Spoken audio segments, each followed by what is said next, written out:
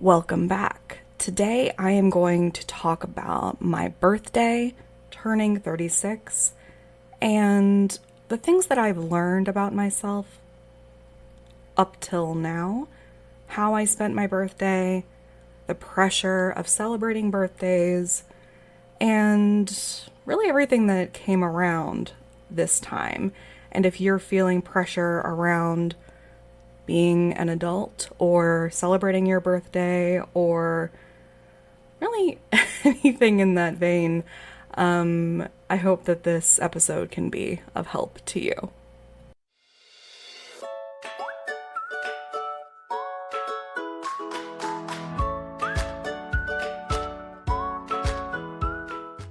I have always loved birthdays. I've loved celebrating my own. I've loved planning for them. I've loved celebrating others. I've made a big deal about birthdays my whole life. And there's nothing different about this. It's just that I guess since I've been in my 30s, since I've turned 30, I have felt a lot of pressure around my birthday.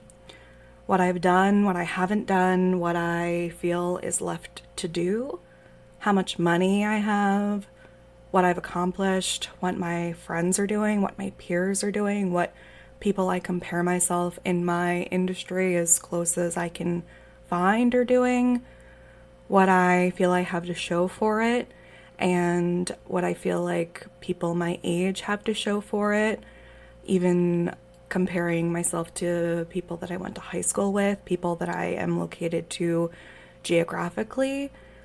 And that includes specifically what I physically have to show for it, not just money, but in terms of photos and documentation. If you can't show it on the internet these days, it's almost like it didn't happen.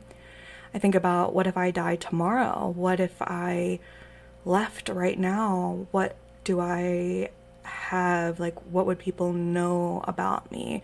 How would people be able to reference me? And what about the fact that I'm, generally, realistically speaking, halfway through an average American lifespan without an accident or an illness? And the pressure is a lot. The pressure has always been a lot. And there are always going to be people who are, 17 years old and have 100 things that I want and I don't have yet, or I will logistically never have. And there are also people who have already died or are 80 years old and will never get to experience the things that I've already done and maybe even take for granted. And that is reality. And comparing things to anything else isn't really that helpful unless you are doing it with the intent to get perspective or gratitude, unless you are, intending to motivate yourself from a place of positivity and motivation and love. Motivating yourself from a place of shame really doesn't work, even though sometimes it does for like a really good spurt, when I'm really, really depressed. I have, multiple mental illnesses, and I will experience ups and downs through bipolar. And sometimes when I'm in a depressive state, I will get so kind of sick of myself that the only way that I get up and moving is kind of through a sense of shame of like, I'm sick of myself. And sometimes that's what works, and that's what gets me out of bed, and I'll allow that to get me up, even if it's to kind of clean my environment, like do the laundry and the dishes and things like that. But over a long term, to keep you sustained, motivating yourself from a place of shame does not work. And realistically, there's always going to be people who have less than you and have more than you. And if you try to tell yourself that you have to cross more things off your bucket list because you have been given privilege due to your race or your gender or your religion or your geographical birthplace or whatever else, then it's not going to, realistically, it's just not going to feel fun when you do it. And ultimately, like, if you really do want to change things, like, that is actually your goal, not just like a tote bag inspiration statement that you're saying, but you really actually do have a goal to make some sort of shift in any imbalanced area, then you really do need to feel good before you do good. And there are some nuances and exceptions, because I do believe there are some places where if we're doing good, it can make us feel good.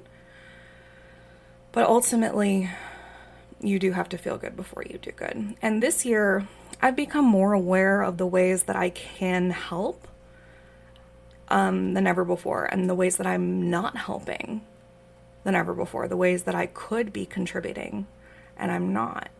And I believe I talk about that in my most recent episode, but I also, I, this birthday, you know, I don't know, let's talk about it. Like, I feel like, you know, in the most recent episode, I was talking about like how some of the things that I was feeling, I was giving you like a formula of how to notice the complaints and turn them into states of action, right? So one of the things that I noticed was, you know, I feel like I can be contributing more to the community. And that is kind of a place of feeling guilt and a lack of accomplishment. And I think that that emotion is really similar to jealousy. You know, we have all of these like memes and tropes and things of like, you know, jealousy, we're coming around to understand that jealousy is actually a positive emotion, as are all emotions, in the sense that you can learn from them. So if you understand that you are feeling jealous, then it's like, oh, okay, what are you jealous of? How can you incorporate that and integrate it more into your life? So if you are feeling guilty, then that's a call to action. And that means that I am feeling like I'm not living up to my potential in terms of how I can be contributing to a larger community and making a larger impact. So when my birthday came around, I knew that I was going to have a party on the day after my birthday. And the day of my birthday, I actually didn't do anything. I had these plans to go to some museums and go to this like colorful restaurant in DC and maybe cross something off of my bucket list. And then go to another restaurant and another museum and kind of like jam pack all of these things in like one day. And I even felt pressure to even make that list. And it's not that I don't enjoy doing all of those things, but when I woke up, what I really wanted to do was plan for the party that I was going to have. And also organize my house, organize some of my things, and watch some funny movies. And I kept kind of feeling really bad about that. I kept thinking, this isn't enough. This isn't how you're supposed to celebrate a birthday. This is silly. Like, I should not be in my pajamas. This isn't good enough, right? And Matt just kept saying to me, this is your birthday. You get to do whatever you want. And he's right. Like, that's exactly what I would say to someone else. And it's just a reminder that, like, at the moment, in the moment, I was thinking, this is not something that I can document. This is not something that I can share with other people. There is this like low-key pressure that I put on myself to be some sort of role model in some way, that someone at some point is watching, because I have shared my life online for so long. And I realized that like I wasn't doing anything that was interesting, And after a while, I realized, no, actually, this might be the interesting thing. The fact that I am not doing anything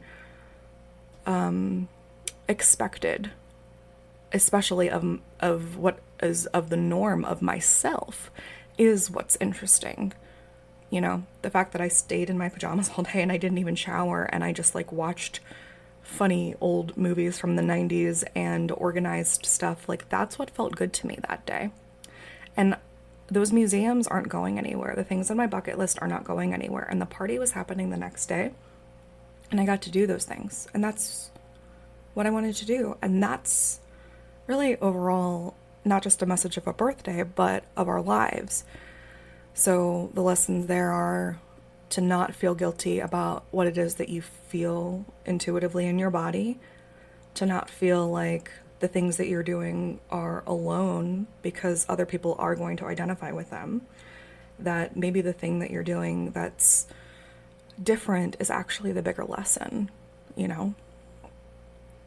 And if you're feeling pressure about not doing enough, whether it's your birthday or not, this isn't necessarily an excuse slip to stop trying, because circumstances will not be relational, meaning like I mentioned earlier that someone's always going to have it worse and better than you, quote unquote. This is like not for you to stop trying because these circumstances are always going to be different. You know, this is a permission slip for you to enjoy your life and help others, because I think that we can actually do both.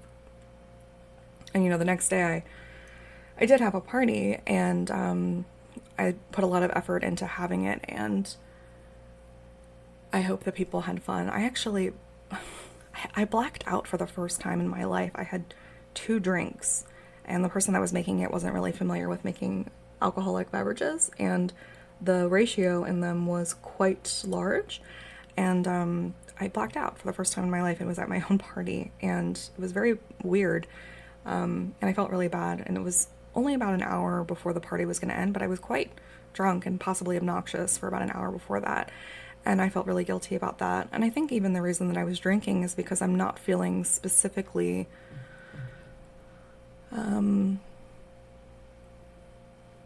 certain about the modality of which I want to serve, and the quantity and the frequency and the impact of how I can be serving. And those are things that I'm hoping to figure out within the next 6 months.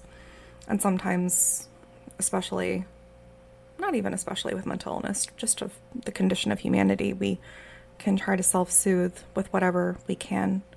And I am embarrassed about that, especially because that was something that I really wanted to deliver and serve as a host of a party.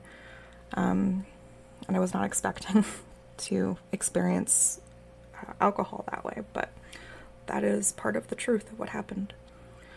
Anyway, here are some of the things that I know currently about myself to be true. And some of these things might change, as a lot of the things about my life have changed, and some of these things might deepen and become really big goals over the next however many years of my life.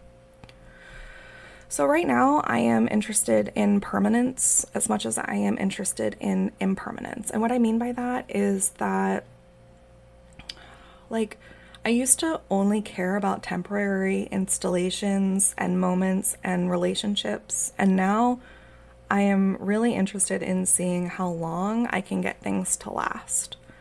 Like, I am interested in a legacy. I am interested in longevity. I am interested in not just like what happens tonight and letting this thing tear down today. I am very interested in the beauty and of impermanence and temporary stuff, but I am also interested in permanence and longevity and legacy. I've learned that I need to really be in motion. I thrive taking walks and driving and being outdoors, and I get kind of macro ideas while I'm driving and micro ideas while I'm walking. I've learned that I can't, as Mary Oliver put it, live within the walls of reasons or proofs. So I really get inspired and excited by absurdity and silliness and nonsense. And when I am first coming up with something, I am not really hindered by the physics of something. And I believe in magic. I am becoming much more centered politically. I don't really regard political parties anymore. And that doesn't mean that my beliefs have changed in terms of specific issues. It just means that I am deeply free thinking. And the times that I thought that I was supposed to do X, Y, and Z because I was a part of this party doesn't mean that I will do those things because someone is telling me to do those things. It means that I am doing anything because I am deciding to on my own. I'm a poet. I'm realizing how deeply important poetry is, how all of the people that I've really loved in history, not all of them, but how many of them have been poets, and how viewing and experiencing life as poetry is kind of what I've already been doing, and trying to put that in motion is a goal and pivotal. I'm getting better at unconditional love, and I'm still 99% terrible at it. My joy is always in the rawest details of something. So it's in the truth, it's in honesty, it's in poetry, it's in comedy, it's in surprise, it's in mistakes, it's in imperfection, it's in zooming in, it's in paint peeling, it's in typos, it's in the cracks. Yeah. There might not be a better way to really do anything at all. I'm realizing that there's really only preferences in life, and we have them. And ultimately, at the end of the day, our preferences even include our moral code and compass. And I have my own, and I also have standards. And my standards for a lot of things are different than most. And it's hard to say that my standards are higher or better because they're not. They're just different. And learning to say that to keep a boundary of a standard is difficult, but that's something that I'm working on. But I am learning also that there's not a better way to do something is also a co-alignment with not judging something. So I tried looking, especially in this past year and a half, for spirituality and religion and something bigger than myself. I even tried going to different temples and places of religion and studying and reading, and it didn't work. Nothing stuck. I realized that the only thing, I basically just came full circle back to when I was a teenager, when I was a kid, when I was a young adult.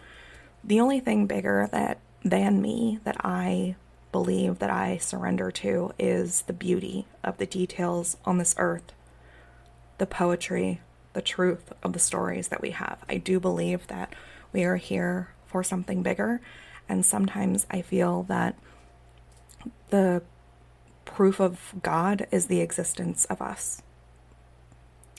But I cannot subscribe to some sort of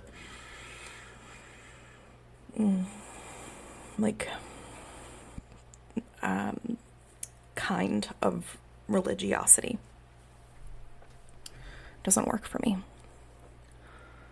A lot of the things that I want now require longer waiting times, longer loading periods, larger amounts of money.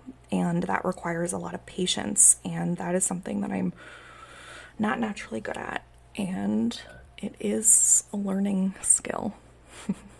But it also kind of goes in line with being interested in permanence and legacy. The things that I am good at are things that I kind of tend to forget are a skill, and I assume are common knowledge. I kind of think that a lot of the things that I know are like low-hanging fruit. I used to think that it wasn't. I used to think that a lot of like psychology and self-love stuff like wasn't stuff that people understood or knew. And then in the past 6, 7 years, a lot of it came into the zeitgeist, and at a certain point, I just started assuming that everybody kind of just understood everything. So I've stopped remembering to discuss things as intro guides and 101 guides and easy lists. But the reality is that a lot of what I know as truth and have studied and am an expert on is still not in the mainstream yet. And I get to be reminded of that when I talk to people, and it's something that I can be better at in terms of education. Most people tell me still that I need to pick one or at least less things to be more happy and more successful and less burned out. And by that I mean like in terms of business and the way that I operate, because I have my membership, I have multiple classes, I have events, I have artwork that I do, I have physical products, I have this podcast, I have social media, I have a lot of different things. And I still don't know what that one thing is and how it is meant to be carried out logistically as me in this lifetime. I know I can't keep going as one person with running 15 streams as one water source as me, but I also know that I am genuinely interested in all of these things in different ways. I know it'll be more effective for me to deep dive into one aspect of service, one aspect of teaching, one aspect of art, but I just can't make up my mind yet. I do believe that it involves, in some version, like traveling and showcasing how I see the world. So stay tuned. I do hope that sharing my life and my story and my psyche is important and helpful and valuable for whoever wants it and needs it and can feel less alone in the process. So if you found value in this, then I love you and thank you for listening, and happy birthday.